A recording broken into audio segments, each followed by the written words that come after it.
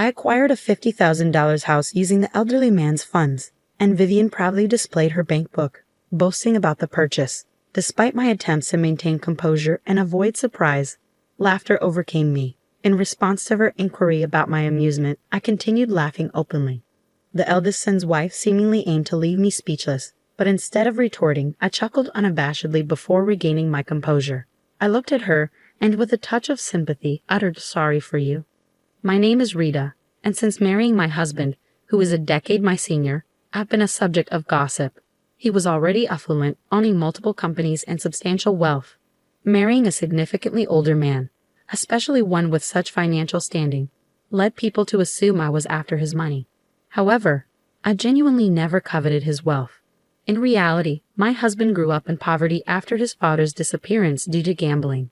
Living in the same apartment complex where I was the landlord's daughter, we became childhood companions. As a child, I confessed my feelings to him, only to be rejected with laughter and a promise to reconsider when I was older.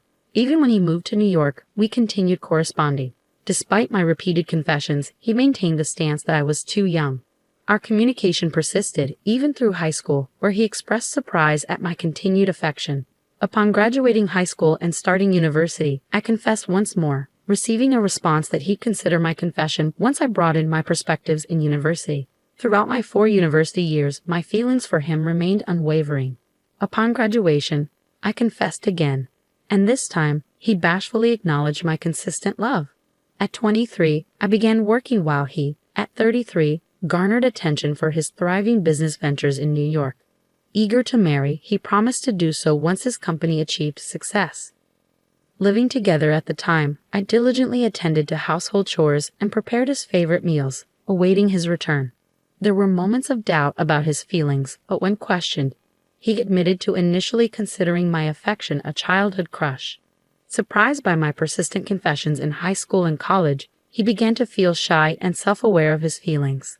Despite concerns during my college years that I might find someone else, he assured me he had no time for romance due to intense focus on studying and overcoming his impoverished background. Both of us remained confident that we would never betray each other.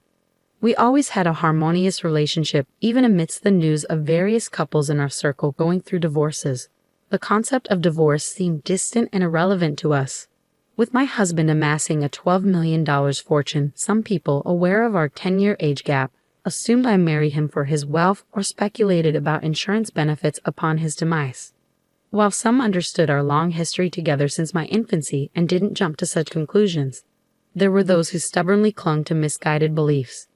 Despite the occasional gossip during social gatherings, where people assumed my husband had never experienced poverty and unfairly judged us based on societal assumptions about privilege, I remained unfazed. Whenever I noticed disapproving looks from my husband, I'd simply advise him to smile and brush off the rumors. Our love stood steadfast, unaffected by external opinions. My husband had complete trust in me, choosing to believe in our bond regardless of the skepticism around us. Several years into our marriage, we welcomed our eldest son, Peter, followed by the arrival of our second son, Dan, the following year. As a family of 4, we enjoyed financial comfort, yet my husband and I decided not to disclose our wealth to Peter and Dan. Instead, we taught them the value of money from a young age. In elementary school, they earned 10 cents for assisting with household chores, received a monthly allowance of $1, and managed their finances through piggy banks and account books. Despite our financial stability, we instilled in them the unpredictability of the world and the importance of financial responsibility. Both Peter and Dan, influenced by our approach, learned to respect each other's interests. By the time they reached high school, instead of asking for pocket money, they expressed a desire to work for what they wanted. Peter took a job at a cafe, while Dan found employment at a bookstore. My husband and I eagerly anticipated their futures, sharing in the excitement of discovering the kind of people they would eventually choose as life partners. When I mentioned the possibility of them choosing same-gender partners or opting for a single life, my husband laughed, agreeing that their happiness was paramount. We shared a heartfelt laugh, acknowledging our simple wish for our son's happiness, not anticipating the surprise that awaited us when our eldest son expressed his intention to marry someone that left us exclaiming, "You're marrying her? I want to introduce you to the woman I have been dating, Dad, Mom, and Dan. I'm considering marrying her in the future. Even after Peter and Dan graduated from university, started working, and moved out of the family home, we made it a point to have a family dinner once a month. During one of these dinners, Peter announced his decision, and both Rita, my husband, and Dan were already in a celebratory mood, expressing excitement about meeting her. That evening, Peter brought the woman in question to our house. Upon entering, she marveled at our home, expressing aspirations of living in such a fantastic house someday. She exclaimed how wonderful it was, and Peter watched her with a fond smile. When we greeted them, she introduced herself as Vivian, mentioning that she works as a model, although she uses a stage name. Curious, she asked if we knew her, and I admitted that I occasionally glance at magazines but don't pay much attention to the models. She nodded in understanding, suggesting that I might be too old to be familiar with the magazines she appears in. I was taken aback when she added that I might not read the kind of magazines she features in, given my age. Despite the initial shock, I realized she probably didn't mean any harm and was merely making a casual observation. She then asked if my marriage was arranged, to which I replied no, explaining that Peter and I had a love marriage. Vivian, in turn, shared that she and Peter also had a love marriage. Surprisingly, she questioned the longevity of our relationship, considering the 10-year age gap. Sensing a comparison between the lengths of our romances, I pointed out the futility of such comparisons and emphasized that we had a love marriage, just like she and Peter. However, she seemed skeptical and brought up the topic of money, insinuating that we might be pretending for financial reasons. Peter intervened, asserting that our parents had a genuine love marriage, evident in the way they are together. This seemed to halt Vivian's line of questioning. When Peter took Vivian home, my husband and Dan were shocked by her remarks, leaving them too stunned to say anything. In the aftermath, my brother's choice of a potential life partner left them appalled and questioning if he would really marry someone with such an attitude. He's a high earner. There must be plenty of other nice women out there. Dan, visibly concerned about his brother, was holding his head. I patted his shoulder, offering reassurance. It's okay, Dan. Peter wasn't endorsing her behavior, was he? He wasn't overlooking her remarks. He must have plans to handle her if they get married. He must genuinely love her to choose her over all the other nice women out there. Despite the complexity of their expressions, my husband and Dan seemed to agree with my words. Our family decided to celebrate the marriage of Peter and Vivian.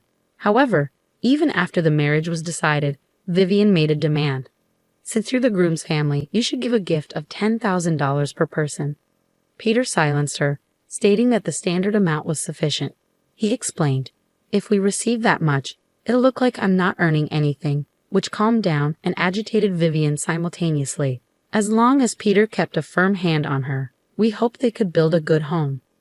My husband Dan and I decided not to worry about their household. Time passed and my husband eventually passed away due to illness and aging. By that time, those who had once thought I married him for his wealth had come to see me as a devoted wife. At the funeral, no one looked at me suspiciously. However, one person's eyes were shining with excitement. Vivian, Peter's wife. She didn't say anything at the funeral, but soon after, she came to our house flaunting a bank book. I've always been stopped by Peter, but this time he agreed with my plan, so it's the end for you now. Confused by her words, I burst into laughter upon seeing the bank book. With that bank book, I bought a house for $500,000 with the old man's money. Watching Vivian proudly show off the bank book, I couldn't help but burst into laughter, realizing the huge mistake she had made based on her words and the bank book in her hand. Despite my efforts to keep calm and not be surprised since my husband's death, I couldn't contain my laughter. When Vivian asked why I was lacking so much, expecting defeat, I just laughed in front of her. After finally stopping my laughter, I looked at her and said, "Sorry for you, huh?" She didn't seem to understand, so I pointed at the bank book in her hand. Look at the name carefully. Confused, she realized it was Peter's bank book.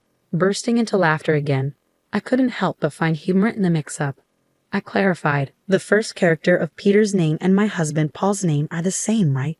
As I laughed, Vivian, embarrassed, pleaded not to be laughed at. She had mistakenly thought it was her father-in-law's bank book and even borrowed his ID from a black bag at the funeral. However, it turned out the bag belonged to her own husband, Peter. Despite the mix-up, I managed to buy a house for $500,000 with it. When Vivian questioned if I had $500,000 to borrow a house, I responded, well, Peter was with me, so I had him do it. I found the situation increasingly hilarious. Vivian discovered a bank book in her husband Peter's bag, and it seemed she suggested buying a house with the account holder, Peter. Judging by the amount in the bank book, she proposed buying a $500,000 house.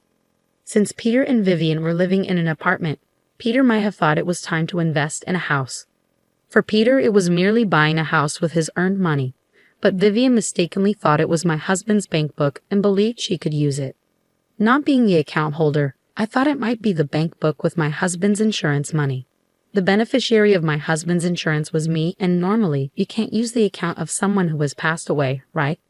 Vivian's face turned red at my words. Then Peter and Vivian's parents appeared at our house. "Ah, I thought you'd be here," Peter said nonchalantly as Vivian's parents, looking pale, came to me, bowing repeatedly. They apologized for their daughter's rudeness. As I was surprised, Vivian's parents explained what had happened. After Peter and Vivian decided to buy a house and completed the contract, an excited Vivian texted her mother, saying, "Got a mansion with the dead father-in-law's insurance money. I'll invite you over once we move in." Now I'm going to brag to the money-hungry mother-in-law about buying a house with the money she was supposed to get. In a panic, her mother showed the message to her father, and they both contacted Peter in a hurry. Peter calmed them down, saying, "Ah, I see," and brought them to our house. I always kept an eye on Vivian, expecting her to mess up sometimes, but I never thought she'd mix up my bank book with Dad's. I didn't think she'd make such a blunder. Peter laughed as much as I did when he realized Vivian's mistake. Vivian's parents told her to apologize, their faces still pale. But Peter and I continued to laugh, creating a chaotic scene. Once we stopped laughing, Vivian's parents apologized and said, "We're truly sorry for what our daughter did." Seeing her parents flustered, Vivian also apologized to us. "Oh, it's all right. In the end, I haven't suffered any harm," I told Vivian and her parents, but they insisted on apologizing. "We know you two had a love marriage and were together before your husband built his fortune. We saw your husband on a TV program talking about how you two met. My wife and I were so moved by your love story," Vivian's parents explained. I exclaimed in surprise as I didn't know anything about it. Peter, sitting next to me, said, "Ah, I thought Mom didn't know. Dad couldn't stand seeing Mom misunderstood, so you talked about it everywhere, and it reached the ears of a TV station. They thought it was a great story and broadcasted how Mom and Dad met." Was that what he was asking about a few years ago when he wanted to tell people our story? "Ah, I guess you did give the okay.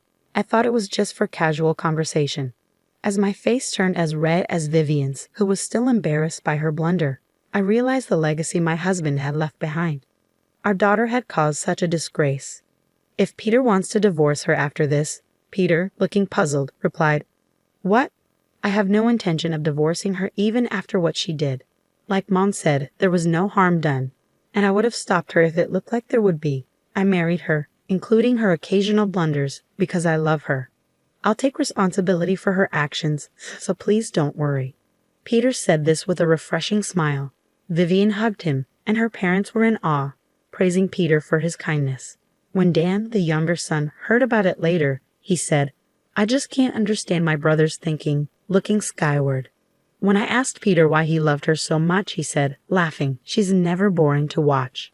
Remembering how he made me laugh during my grief after my husband's death, I felt I understood what he meant. Being with her probably meant no time for minor worries or sulking. Though Vivian did what she did, she's been without an allowance for a while and recently started working at my favorite cafe. Whether she was embarrassed by how much I laughed at her, scolded by her parents, or heard in detail about mine and my husband's love story from them, I'm not sure. But lately she's been calling me ma'am and treating me more respectfully. For a while, I think I'll continue visiting this cafe, watching Peter's wife grow and change.